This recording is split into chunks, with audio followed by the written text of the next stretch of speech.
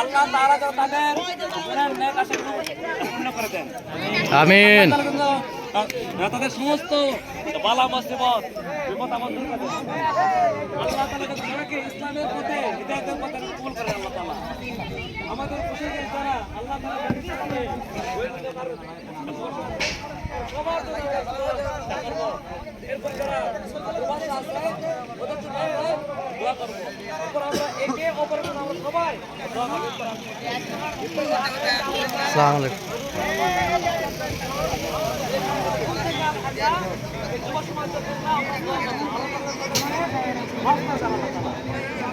আল্লাহ তাআলা যাদের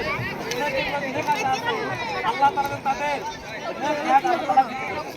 আমরা সবাই তাদের জন্য দোয়া করব। আমিন।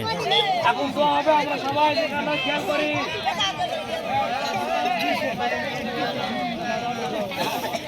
দোয়া হচ্ছে, এখন দোয়া হচ্ছে।